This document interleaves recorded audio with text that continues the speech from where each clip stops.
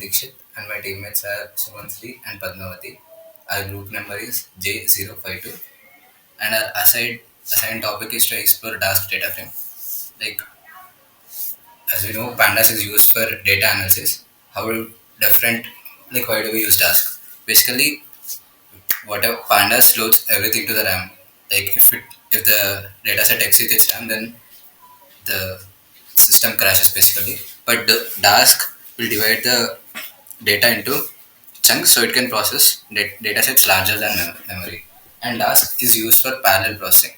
Like pandas can only run on a single core, but Dask can use multiple cores to speed things up. Lazy execution about Dask.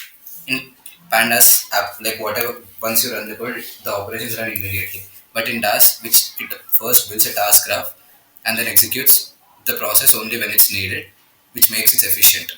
And like Dask is also almost similar to pandas, but it is used for processing big data sets. And even Dask can be integrated with libraries like NumPy, scikit-learn, SQL, and also it's almost same like pandas, just it handles big data.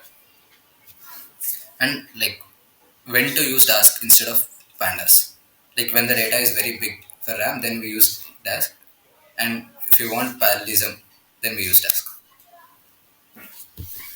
And let's now go through the code. Like first we are installing the Dask here, and then using this we are checking the version of the Dask. And here we are loading the data set. Here we are taking sales data set, and here we are using read CSV. Like since our file is CSV, we are using read CSV. We can also use we can also load Parquet files and some databases as well.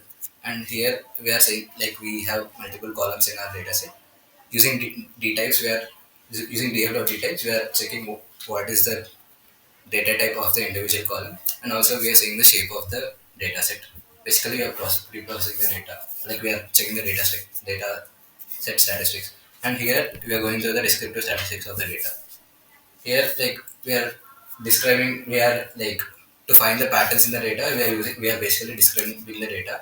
And here dot compute is basically used because like to convert the Dask data frame to pandas data frame, we use that dot compute. Here we are summing, like we are printing the sum, max, and mean. And here we are using df.compute and sort for values. Basically, we are sorting the total profit from the data.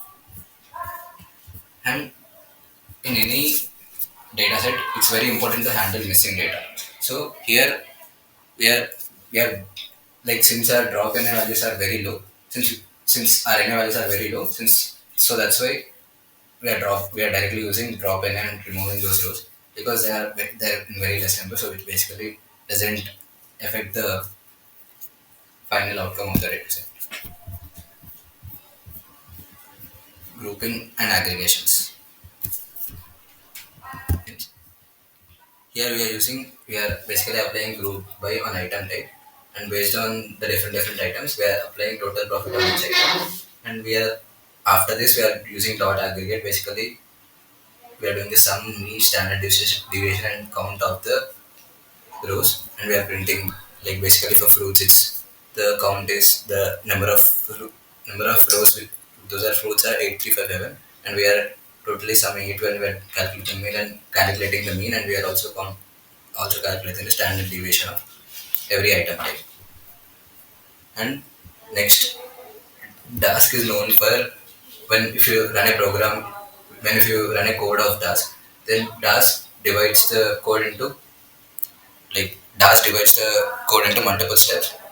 That is the specialty of Dask. And dot persist, what it does is like Dask allows you to persist a data set in memory after computation, which avoids reloading the data from discovery time.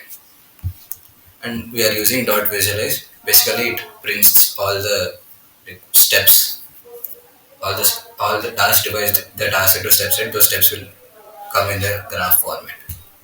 Thank you.